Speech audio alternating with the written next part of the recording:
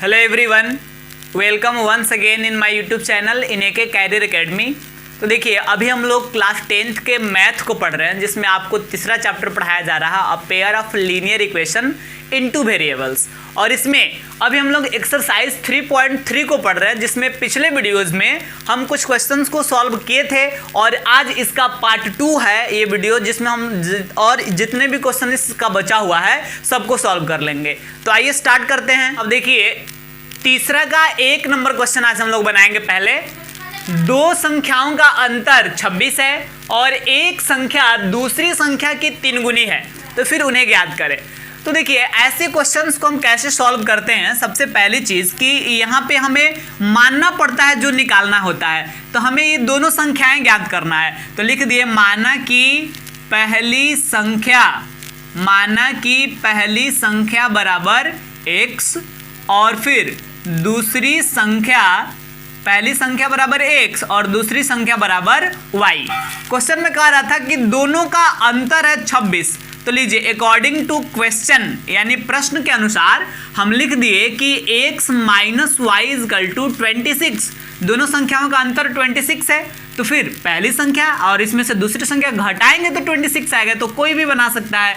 चलिए, इसको फर्स्ट मान लिए, समीकरण फर्स्ट। एक और कंडीशन दिया हुआ है, क्या कह रहा भाई, एक संख्या दूसरी संख्या की 3 गुनी है, यानी पहली संख्या जो है ये दूसरी संख्या की, जहां भी की का ऐसे शब्द आएगा तो गुणा दे दीजिएगा।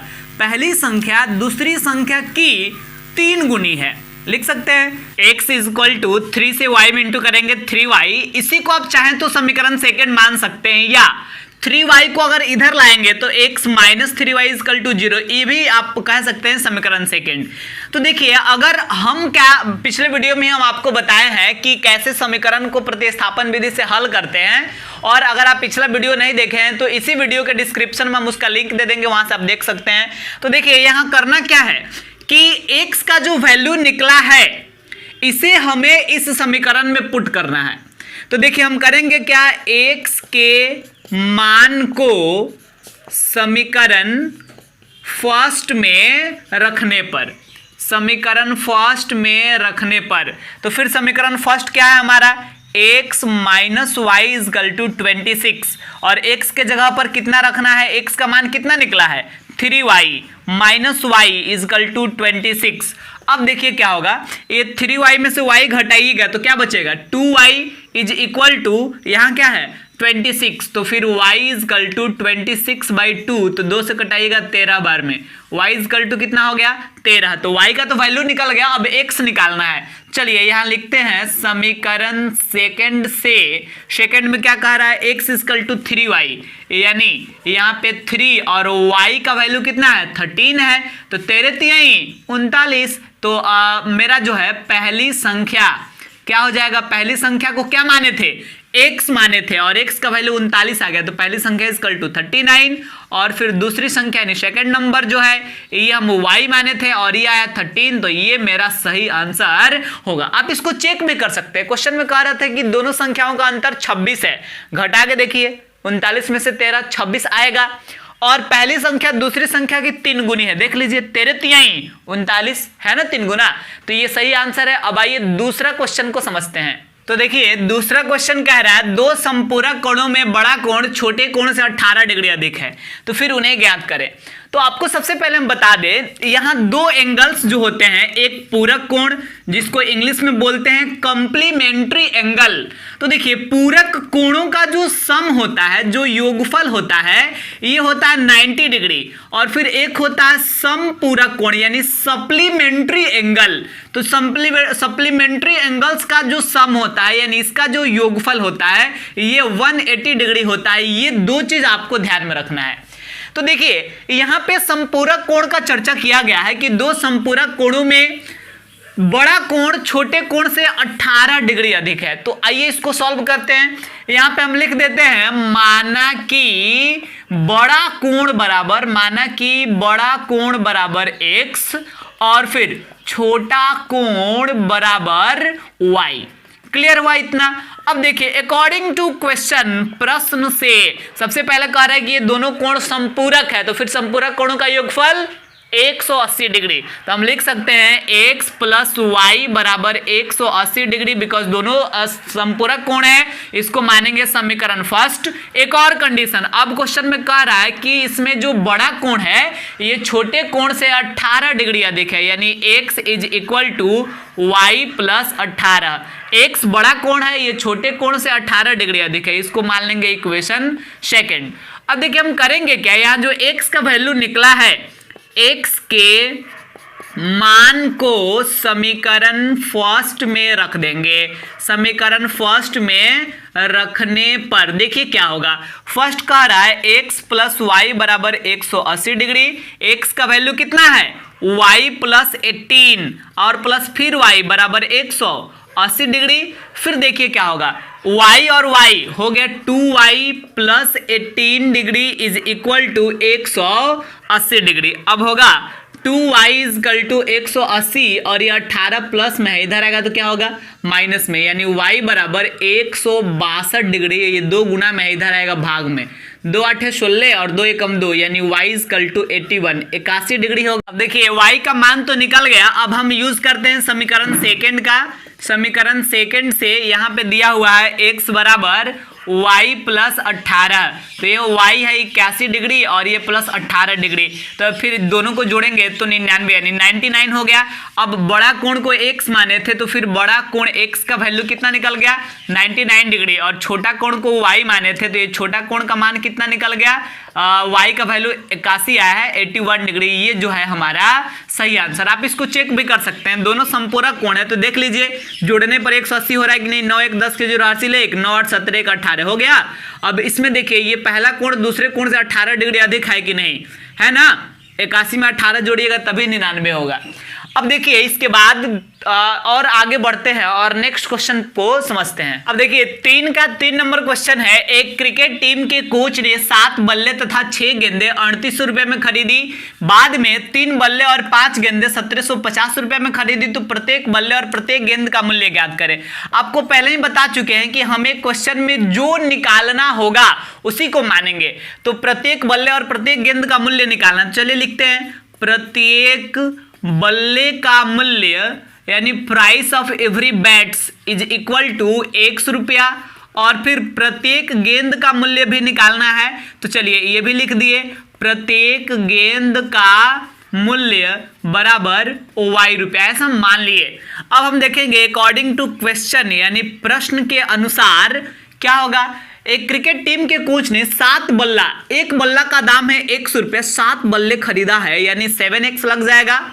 एक गेंद का दाम है y रुपया, लेकिन 6 गेंद खरीदा है तो 6y और इज इक्वल टू कितना रुपये टोटल लग गया, दोनों का दाम जोड़ने पर 3800 रुपया लग गया। ये मान लेंगे इक्वेशन फर्स्ट। फिर से दूसरा समीकरण बनाते हैं। कह रहा है कि बाद में 3 बल्ला, तो 3 बल्ला का 3x और 5 गेंदे, तो एक गेंद का y है, 5 गेंदे का 5y, और इस बार लग रहा है 1750 रुपया। इसको मान लेंगे समीकरण सेकंड। अब करना क्या है कि पहले समीकरण फर्स्ट या सेकंड से आप x या y का मान निकालिए।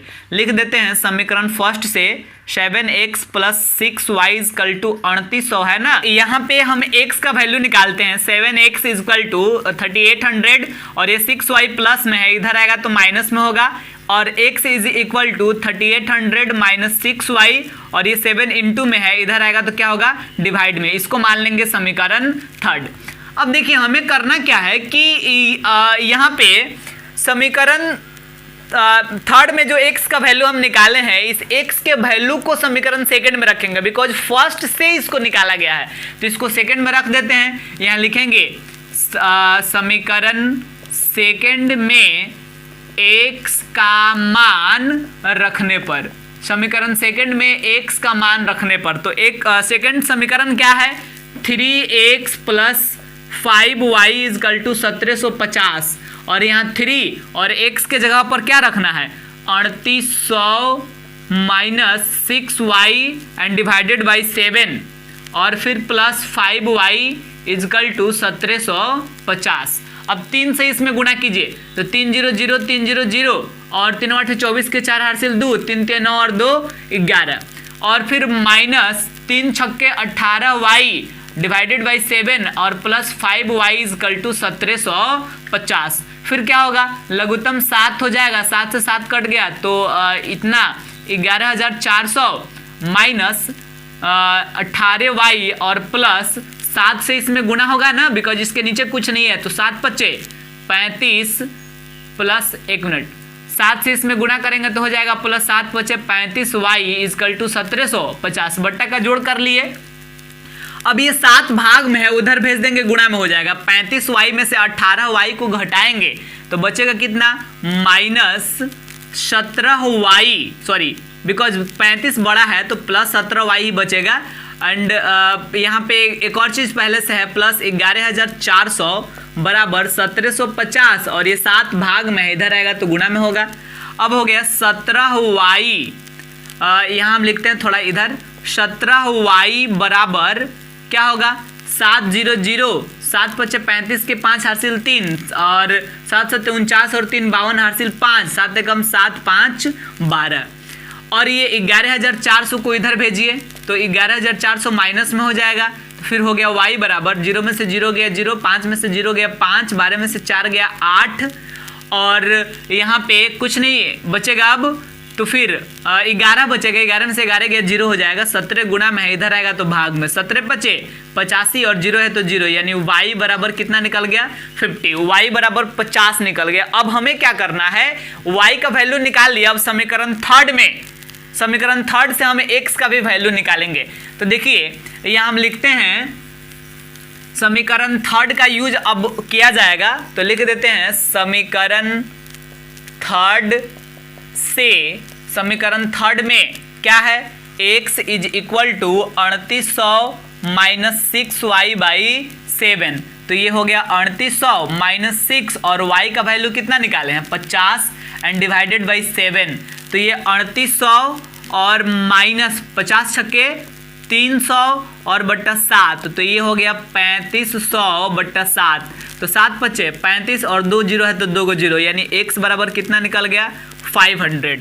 अब देखिए यहाँ पे क्वेश्चन में पूछा जा रहा था प्रत्येक बल्ला का मूल्य और प्रत्येक गेंद का मूल्य, तो यहाँ लिख देते हैं प्रत्येक बल्ला का मूल्य बराबर कितना माने थे 100 रुपया, तो ये हो गया 500 और फिर प्रत्येक गेंद का मूल्य बराबर माने थे y रुपया और y कितना आ गया है 50 यानी 50 रुपया। आप इसको चेक भी कर सकते हैं। देखिए कैसे चेक करेंगे, 500 रुपया बल्ला का मूल्य है, 50 रुपया गेंद का मूल्य है, तो फिर बल्ला जो है 7 खरीदा गया है तो 7 पच्चे 3500 और 6 गेंद खरीदा गया है तो 50 छक्के कितना हो जाएगा 300, जोड़िए तो 3800 रुपये टोटल लग गया। फिर दूसरा कंडीशन भी चेक कीजिए, 3 बल्ला तो 500 में 3 से गुना करेंगे तो 1500, 5 गेंदा तो फिर 50 पचे 250, ये दोनों को जोड़ेंगे तो 1750 हो जाएगा। तो इस प्रकार ही ये आंसर सही है। अब नेक्स्ट क्वेश्चन पे आइए। अब देखिए 4 नंबर क्वेश्चन है, एक नगर में टैक्सी के भाड़े में एक नियत भाड़े के अतिरिक्त चली गई दूरी पर भाड़ा सम्मिलित किया जाता है और फिर 10 किलोमीटर का भाड़ा 105 रुपया है, 15 किलोमीटर का भाड़ा 155 रुपया है, तो फिर नियत भाड़ा और प्रति किलोमीटर भाड़ा ज्ञात करें। एक व्यक्ति को 25 किलोमीटर यात्रा करना है तो उसे कितना भाड़ा देना पड़ेगा, ये भी फाइंड करना है। तो आपके दिमाग में ये नहीं जा रहा होगा कि सर नियत भाड़ा प्रति किलोमीटर भाड़ा ये क्या कह रहा है, तो आपको हम बता दें जनरली भाड़ा का स्ट्रक्चर क्या होता है, किस प्रकार होता है। आपको एक एग्जाम्पल से इसको समझाते हैं। मान लीजिए कि हम जब 1 किलोमीटर दूरी तय करते हैं किसी बस से या किसी ऑटो वगैरह से, तो जनरली हमें 5 रुपया या हमसे 10 रुपया वो ले लेता है।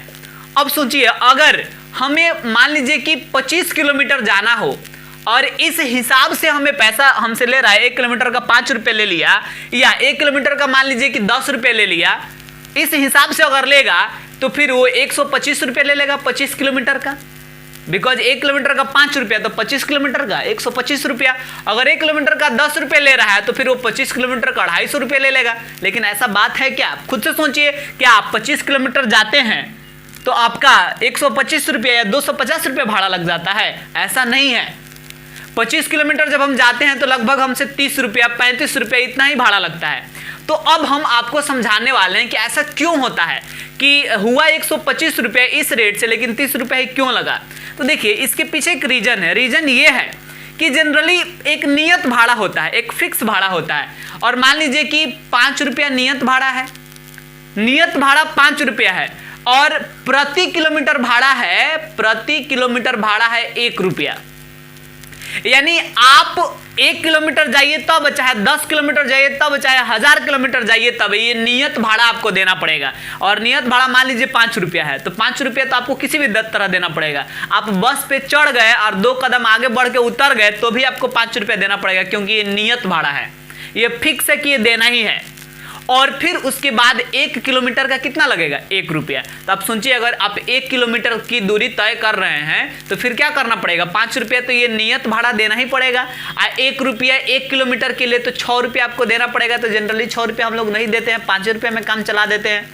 दूसरी चीज, अगर हमें 25 किलोमीटर जाना है तो ये 5 रुपया नियत भाड़ा किसी भी तरह हमें देना पड़ेगा। 1 किलोमीटर के लिए 1 रुपया, तो 25 किलोमीटर के लिए 25 रुपया, और ये तो किसी भी तरह देना है। अब 25 किलोमीटर का 25 रुपया, तो कितना रुपया टोटल हो गया, 30 रुपया। तो भाड़ा का स्ट्रक्चर ऐसा ही होता है।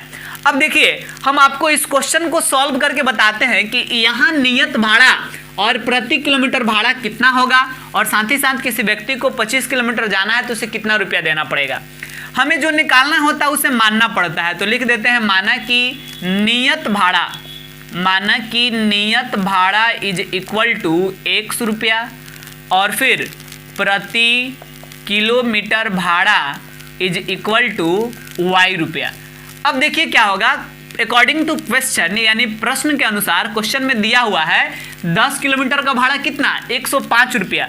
तो अभी ना बताएं कि 10 किलोमीटर जा तब, अच्छा 25 किलोमीटर 1000 किलोमीटर जा तब नियत भाड़ा होता दे वही का पड़ी। तो यहाँ नियत भाड़ा कितना रुपया माने हैं, 100 रुपया, ये तो देना ही पड़ेगा किसी तरह। और फिर 10 किलोमीटर और चले गए, 1 किलोमीटर का Y रुपया लग रहा है, तो 10 किलोमीटर का 10Y लगेगा, ये भी देना पड़ेगा। और 1 किलोमीटर का Y रुपया, 10 किलोमीटर गए हैं तो 10Y, ये भी देना पड़ेगा। और दोनों जोड़ के कितना रुपया लग रहा है, 105 रुपया। इसको मान लेंगे समीकरण फर्स्ट, ठीक है। अब देखिए नेक्स्ट, एक और कंडीशन क्या कह रहा है, अब कह रहा है कि 15 किलोमीटर का 155 रुपया है। तो भाई देखिए, ये तो देना ही पड़ेगा, नियत भाड़ा है भाई। अब प्लस 15 किलोमीटर गए हैं तो 15Y, अब बराबर कितना रुपया हो जा रहा है, 155 रुपया। मान लेंगे समीकरण सेकंड। अब देखिए हम क्या करते हैं, यहाँ लिखते हैं समीकरण फर्स्ट से x प्लस 10y बराबर 105 है ना, तो फिर x बराबर 105, और ये 10y प्लस में इधर आएगा तो क्या होगा, माइनस में। इसको मान लेंगे इक्वेशन थर्ड, इसको समीकरण थर्ड मान लिए। अब चलिए और आगे बढ़ते हैं।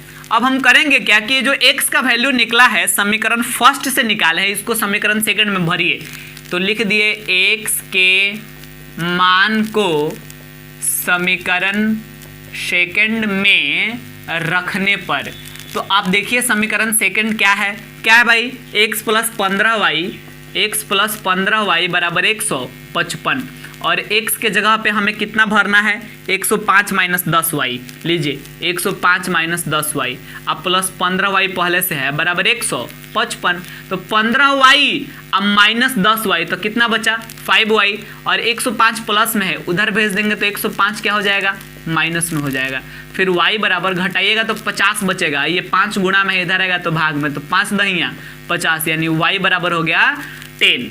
अब देखिए हम समीकरण थर्ड का यूज करते हैं। समीकरण थर्ड से क्या है, x बराबर 105 माइनस 10y, 105 माइनस 10, और y का वैल्यू 10 निकला है, तो 105 माइनस 10 दहिया 100, यानी x बराबर 105 में से 100 घटेगा तो कितना बचेगा, 5। तो x का वैल्यू कितना निकल गया, 5। अब हमें निकालना क्या था क्वेश्चन में भाई, नियत भाड़ा और प्रति किलोमीटर भाड़ा। तो यहाँ लिख देते हैं नियत भाड़ा इज इक्वल टू, क्या माने थे, x माने थे, x का वैल्यू कितना निकल गया है, 5, यानी ये 5 रुपया नियत भाड़ा है।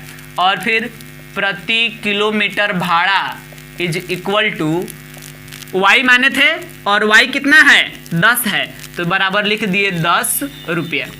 क्लियर हुआ ये चीज।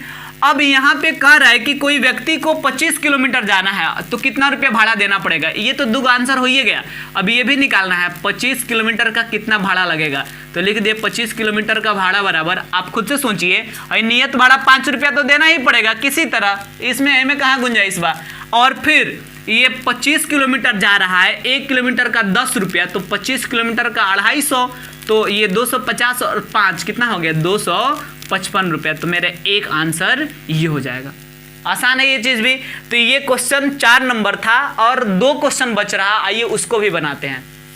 अब देखिए 5वां क्वेश्चन है, यदि किसी भिन्न के अंश एवं हर दोनों में 2 जोड़ दिया जाए तो वह 9/11 हो जाती है, और अंश और हर दोनों में से क्या किया जाए, दोनों में से 3 जोड़ दिया जाए तो फिर ये 5/6 हो जाती है। तो फिर हमें उस भिन्न को ज्ञात करना है। तो देखिए जब भी भिन्न से रिगार्डिंग क्वेश्चन आएगा तो हमें करना क्या है, पहले अंश निकालना पड़ेगा और फिर हर निकालना पड़ेगा, दोनों निकालना पड़ेगा। तो लिख दिया, माना कि अंश बराबर x, हर बराबर y। तो अब बताइए भिन्न बराबर क्या हो जाएगा, x/y, बिकॉज अंश ऊपर रहता है, हर नीचे रहता है। अब देखिए अकॉर्डिंग टू क्वेश्चन, प्रश्न के अनुसार आगे बढ़ते हैं। कह रहा है कि दोनों में 2 जोड़ा जाए, अंश में भी 2 जोड़ा जाए और हर में भी 2 जोड़ा जाए। देखिए दोनों में जो 2 जोड़ दिए तब यह 9/11 हो जाता है, तो बराबर 9/11। क्रॉस इंटू कीजिए, तिरछा तिरछा गुना, तो 11x और 11 दूना 22, और 9 से गुना कीजिए तो 9y और 9 दूना 18।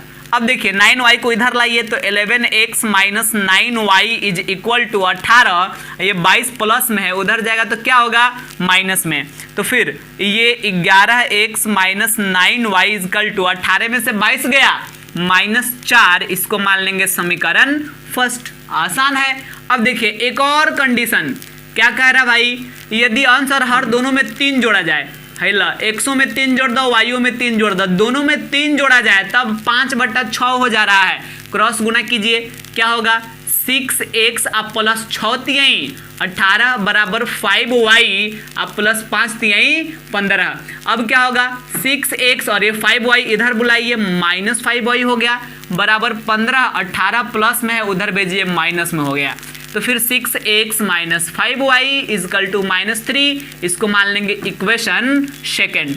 अब देखिए ठीक समीकरण बन गया। तो जैसे हम लोग पिछला क्वेश्चन को बनाते आ रहे हैं वैसे इसको भी बनाएंगे। चलिए स्टार्ट करते हैं। समीकरण फर्स्ट से क्या कह रहा है, फर्स्ट में भाई 11x minus 9y is equal to -4, फिर क्या हो जाएगा 11x is equal to -9y, उधर जाएगा तो +9y हो जाएगा। अब -4 पहले ही से है तो x बराबर 9y माइनस 4, ये 11 इंटू में है, इधर आएगा तो डिवाइड में होगा। इसको मान लेंगे इक्वेशन थर्ड। अब हमें क्या करना है कि ये x का जो मान निकाले हैं ना, x के मान को समीकरण चूंकि फर्स्ट से निकाले हैं तो इसको कहाँ रखेंगे, सेकंड में रखने पर। देखिए समीकरण सेकंड क्या है हमारा, 6x minus 5y is equal to -3, यहाँ पे रखना है।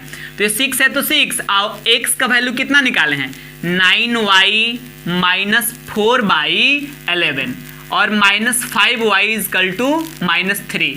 अब देखिएगा 6 9 54y, अब -6 चौका 24 बटा 11 -5y इज इक्वल टू -3, लघुत्तम 11 होगा, 11 से 11 कट गई ले तो ये 54y माइनस 24 और फिर 11 पचे 55y बराबर -3।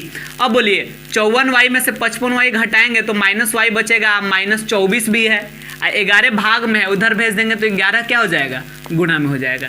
फिर हो गया -y बराबर -33, 11 33 अब -24 उधर जाएगा तो +24, यानी -y बराबर, देखिए 33 में से 24 घटाइएगा ना तो बच जाएगा कितना 7, सॉरी कितना बचेगा 9 बचेगा, और यहाँ बड़ा है 33, इसके पहले माइनस है तो यहाँ भी माइनस, तो दोनों तरफ माइनस दिख रहा है तो माइनस से माइनस कट जाएगा, यानी y बराबर 9। हम y का वैल्यू निकाल लिए हैं लेकिन x का अभी भी नहीं निकला, तो x का भी वैल्यू आइए निकालते हैं।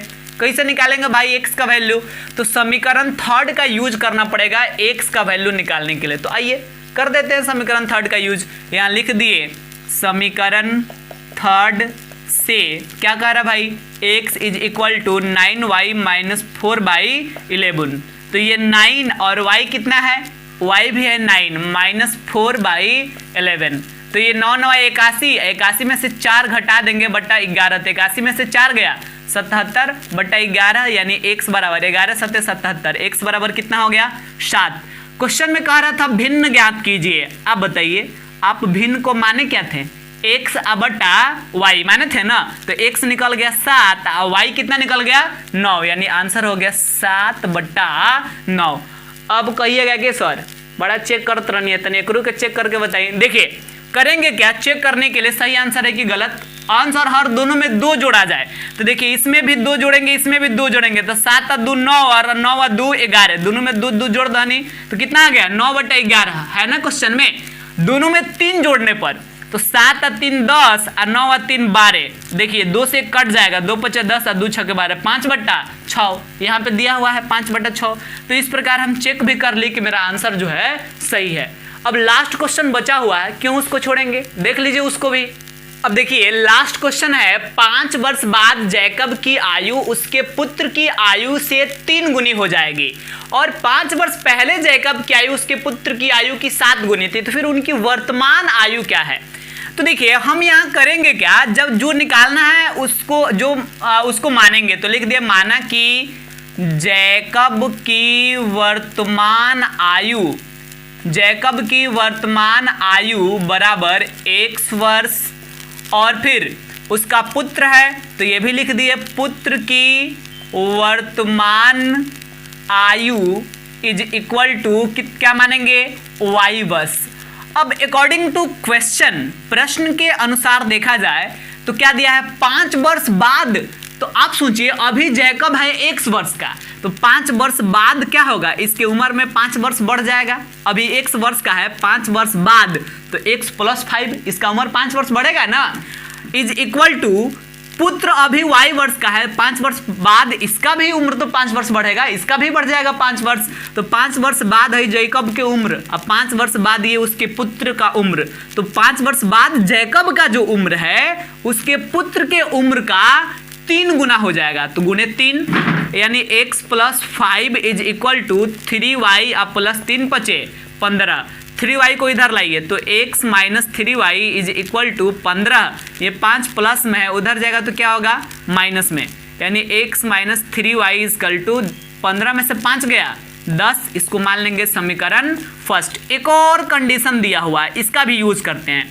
कह रहा है कि 5 वर्ष पूर्व यानी 5 वर्ष पहले, तो x अभी है 5 वर्ष पहले 5 वर्ष घटाएंगे बराबर अभी उसके पुत्र का उम्र है y, 5 वर्ष पहले लीजिए, इसमें से भी 5 घटा दिए, 7 गुनी थी तो गुने क्या लिख दिए 7, यानी x - 5 बराबर 7y - 7 = 35। तो फिर x और 7y प्लस में है, इधर आएगा तो क्या होगा माइनस में, बराबर 5 माइनस में है, उधर जाएगा तो प्लस में होगा +5। अब 5 में से देखिए 5 माइनस में है, इधर लाएंगे तो प्लस में होगा, और इधर पहले ही से क्या है -35, तो 5 में से 35 घटाइएगा ना तो कितना बचेगा -30 बचेगा। इसको मान लेंगे समीकरण सेकंड। अब आइए दोनों को सॉल्व करते हैं। समीकरण फर्स्ट से क्या है भाई, x - 3y = 10 है, तो x = 10 - 3y उधर जाएगा तो +3y। अब x का जो मान निकला है इसको हम क्या करेंगे, समीकरण सेकंड में रख देंगे। समीकरण सेकंड में रखने पर, सेकंड क्या है भाई, ये समीकरण सेकंड है हमारा, x - 7y = -30। तो ये x का वैल्यू है 10 + 3y - 7y = -30। तो ये 10 को उधर भेज दीजिएगा, 3y में से 7y घटाइएगा तो -4y बचेगा बराबर -30, और ये 10 प्लस में इधर आएगा तो माइनस में, यानी y बराबर -30 और -10 -40, और -4 गुना में इधर आएगा तो भाग में, माइनस से माइनस कट जाएगा और 4 दहिया 40, यानी y का वैल्यू कितना निकल गया 10। अब यहाँ लिखते हैं y का तो मान निकल गया। अब समीकरण थर्ड ये जो बना है ना, यहाँ पे समीकरण थर्ड का यूज करके x का भी मान निकाल लीजिए। समीकरण थर्ड से क्या है, x बराबर 10 + 3y, तो ये 10 अब +3 और y का वैल्यू कितना निकाले हैं 10, तो ये हो गया 3 दहिया 30, और 30 में 10 जोड़ेंगे तो 40, यानी x बराबर 40। तो फिर जैकब की आयु कितना माने थे, x माने थे, तो कितना x निकल गया 40, यानी 40 वर्ष।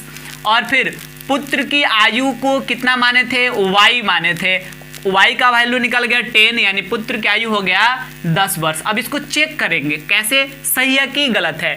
5 वर्ष पहले की बात 5 वर्ष बाद में 3 गुना हो जाएगा। तो सोचिए अभी 40 वर्ष के हैं, 5 वर्ष बाद 45 के हो जाएंगे। अभी पुत्र 10 वर्ष का है, 5 वर्ष बाद 15 वर्ष का हो जाएगा। देखिए तो 3 गुना हो गया कि नहीं, 15 3 45। अब 5 वर्ष पहले 7 गुना था, 5 वर्ष पहले कितना का हो यानी 35 वर्ष का। अब 5 वर्ष पहले ये होगा कितना का, 5 वर्ष का होगा ना। तो 5 सत्ते 35, 7 गुना था। तो इस प्रकार हम कह सकते हैं कि ये मेरा जो आंसर है 100% सही है। तो इस वीडियो में हम ये एक्सरसाइज 3.3 पूरा कंप्लीट कर लिए, जिसमें 6 क्वेश्चन हम लोग बनाए। सारे लैंग्वेज वाले क्वेश्चन थे, जिसे हम सबसे पहले चेंज किए, समीकरण उससे बनाए और समीकरण बनाने के बाद हम उसको सॉल्व किए। तो इस वीडियो में इतना ही रहने देंगे और अगले वीडियो में एक्सरसाइज 3.4 को स्टार्ट करेंगे, जिसमें समीकरण सॉल्व करने की एक अलग विधि जानना है और वो है विलोपन विधि।